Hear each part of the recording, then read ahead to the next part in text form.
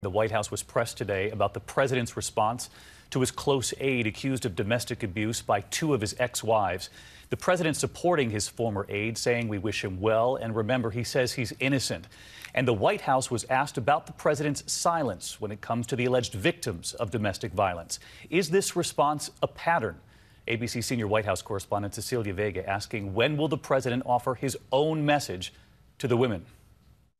With scandal hanging over his White House, today President Trump sought to shift the focus to his $200 billion infrastructure plan. To me, this is a very, very sexy subject. The media doesn't find it sexy. I find it sexy because I was always a builder. But no mention of the two ex-wives of his former staff secretary Rob Porter, who went public nearly a week ago with their claims of domestic abuse. Even after Porter's first wife released this photo, the president had only praise for his close aide. We certainly wish him well. It's a obviously tough time for him. Now, he also, as you probably know, he says he's innocent. And I think you have to remember that. On Twitter, President Trump seeming to side with the accused, writing, "People's lives are being shattered and destroyed by a mere allegation. Is there no such thing any longer as due process?" Porter's second wife, Jenny Willoughby, responded with a scathing public takedown in Time magazine.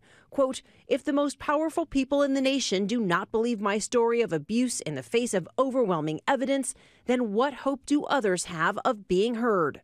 With the West Wing in chaos today, aides came to the president's defense. The president has been very clear that all forms of abuse, all forms of battery against women, but he hasn't is said deplorable that. And disgusting.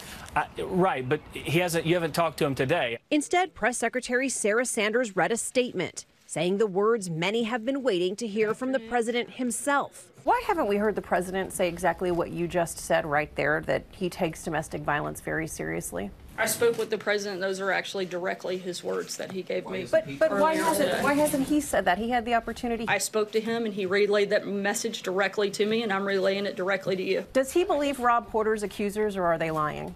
Look, as I just said, the president, along with the entire administration, take domestic violence very seriously and believe all allegations need to be thoroughly investigated. But in reality, the president has defended men accused of abusing women far more than he has their victims and accusers.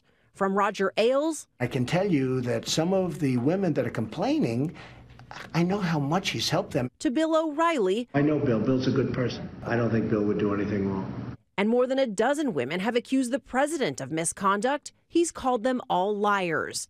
Asked today if he still wishes Rob Porter well. The president wants success for all Americans.